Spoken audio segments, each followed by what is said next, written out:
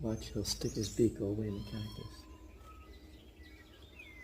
What bird isn't afraid of cactus thorns?